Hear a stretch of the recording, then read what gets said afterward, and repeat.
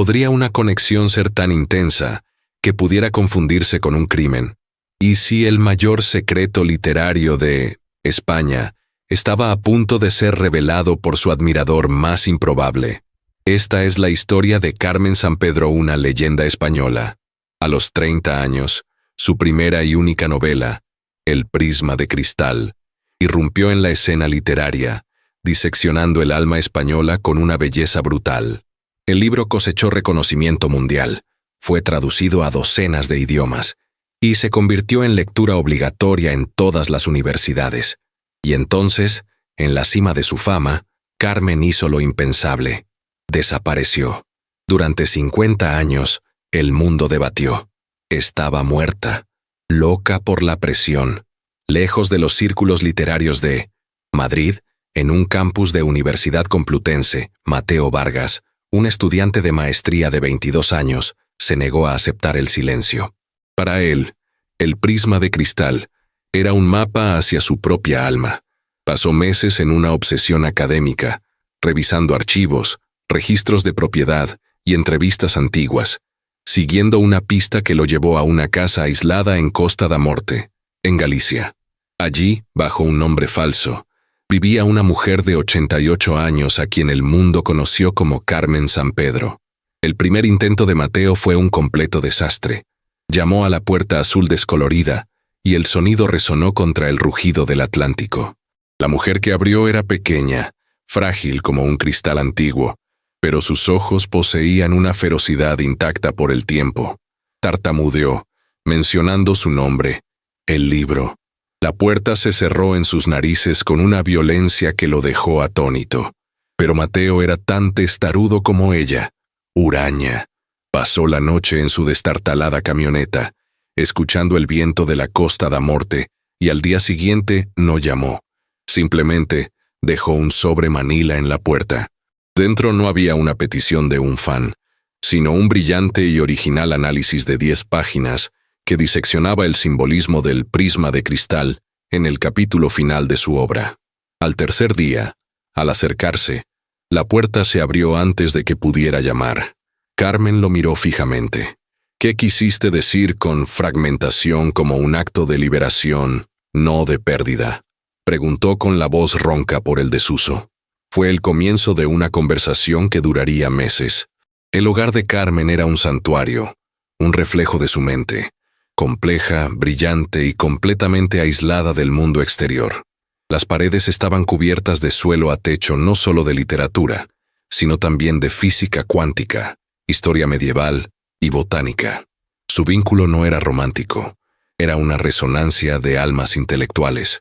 Mateo se convirtió en su único alumno y, a la vez, en su maestro.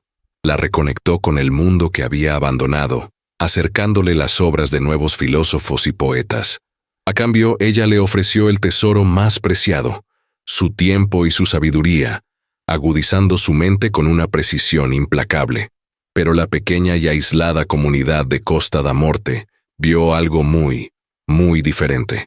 No vieron el intercambio de ideas, vieron las apariencias, y las apariencias eran demoledoras. Vieron a un joven apuesto, de 22 años, lleno de vitalidad, aparcando su destartalada camioneta frente a la casa del recluso de 88 años a horas cada vez más irregulares. ¿Qué estaría pasando allí?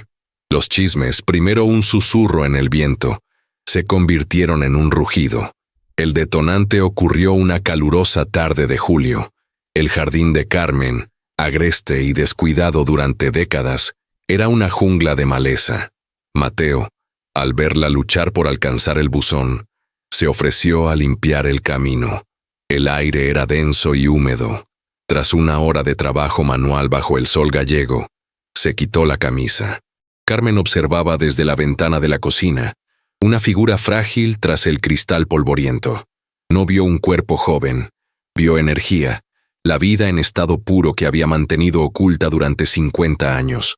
Pero el repartidor, que llevaba un raro paquete de libros que Mateo le había encargado, vio algo muy diferente. Vio a la anciana solitaria allí de pie, observando a un joven sin camisa, sudoroso y musculoso trabajando en su propiedad. La escena, para él, era inconfundible. Llevó esta imagen al único exterior, tienda de comestibles, de la región, el centro neurálgico de la vida social costera. Y allí, esa imagen se convirtió en historia. El tendero, un hombre pragmático que entendía de balances, no de libros, dio el veredicto final mientras empaquetaba la compra. Es obvio lo que quiere. Va tras su dinero. Otro cliente añadió, quiere las regalías de ese famoso libro. Cuando ella muera, vivirá como un rey. La narración estaba completa. La anciana senil y solitaria, desesperada por cualquier atisbo de atención, y el joven especulador sin escrúpulos, usando su encanto para asegurar su fortuna, se convirtieron en el principal espectáculo de la costa. Cada entrega de libros, cada vez que Mateo era visto comprándole comida, cada risa que el cartero oía desde dentro de la casa, todo se filtraba a través de esa sórdida lente. La comunidad los juzgaba, diseccionando sus vidas, sin poder siquiera empezar a comprender la naturaleza sublime del vínculo que se forjaba tras esa puerta azul descolorida. Pasaron 6 meses. 6 meses de debate, lectura y una confianza mutua que se solidificó como las rocas de granito bajo la casa. La comunidad de la Costa da Morte se había asentado en su sórdida narrativa. Mateo era el depredador, Carmen, la presa. Su juicio era absoluto, pero en última instancia, completamente irrelevante, porque tras esa puerta azul descolorida, el maratón intelectual continuaba, feroz e implacable. Carmen, que había pasado medio siglo construyendo muros impenetrables a su alrededor, sintió que por fin había encontrado a alguien. No un fan, no un estudiante, sino un igual.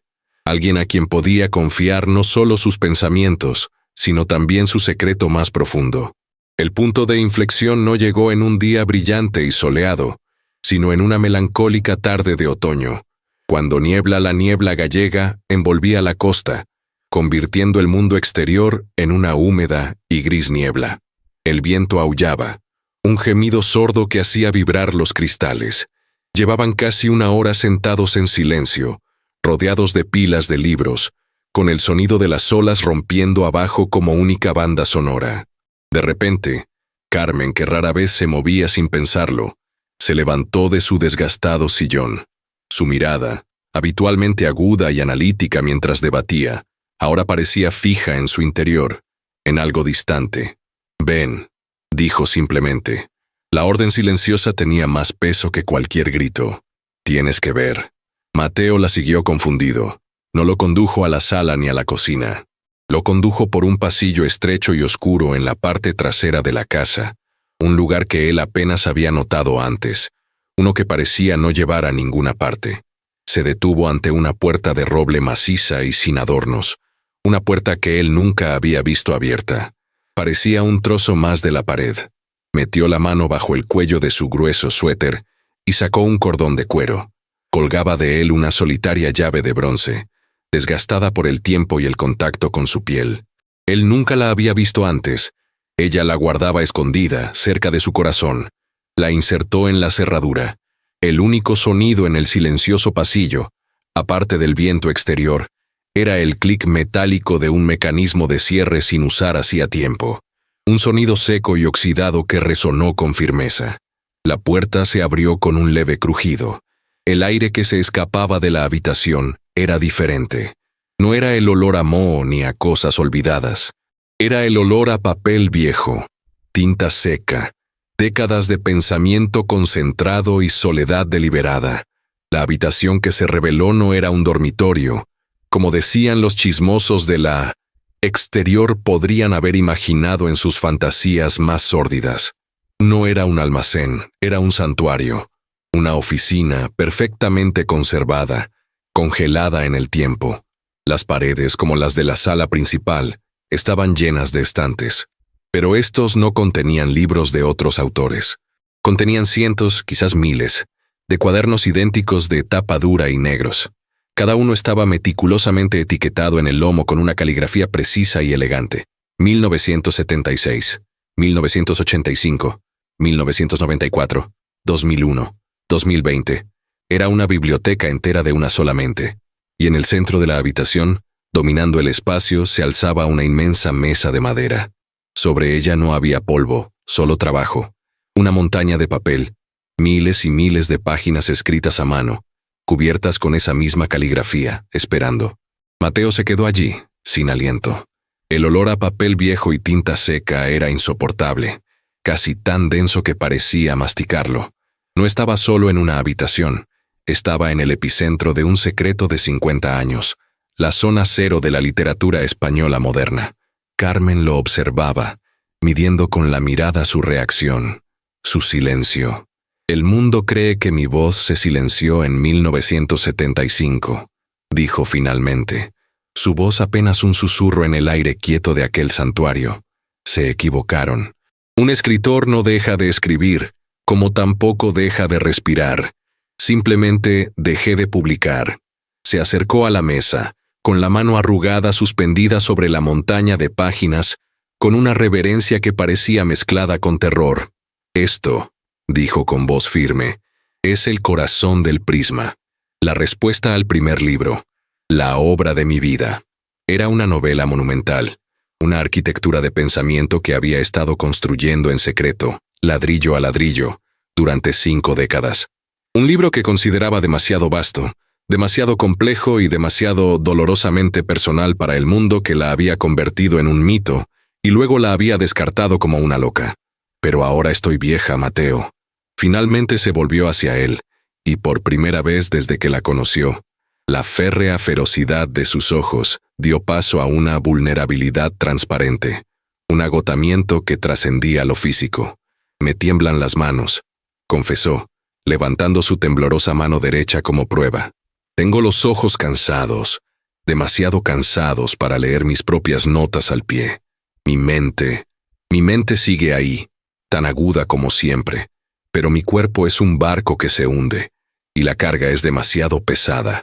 Volvió a mirar la pila de papeles, a lo que ella llamaba el monstruo. Este trabajo es un océano, dijo, y ya no tengo fuerzas para cruzarlo sola.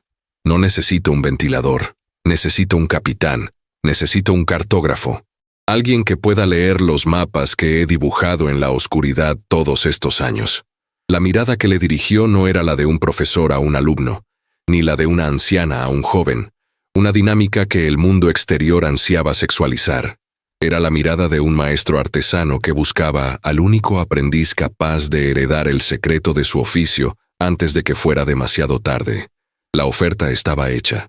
En ese instante, el escándalo que consumía a la pequeña y mezquina comunidad exterior parecía patético, irrelevante, como el zumbido de un mosquito en medio de una sinfonía. La sórdida narrativa de sensualidad y explotación se evaporó, reemplazada por una verdad mucho más impactante y, francamente, mucho más íntima. Su verdadera aventura no se trataba de contacto físico, se trataba de legado. Era la oportunidad de participar en la creación, la resurrección, de la obra literaria más esperada del siglo. El año siguiente fue un descenso hacia una especie de trabajo febril y monástico. La pequeña casa en la Costa da Morte, antaño una fortaleza de reclusión, se convirtió en un intenso taller literario, vibrando con una energía que nadie de fuera podía comprender. La comunidad exterior seguía susurrando, viendo las luces encendidas a las 2 de la mañana como prueba de sus sórdidas fantasías, sin percatarse de que la energía interior era puramente intelectual, la pasión de 2 mentes enfrascadas en una batalla creativa. Trabajaban 18 horas al día. El proceso era una fusión brutal y hermosa. Mateo leía los capítulos en voz alta.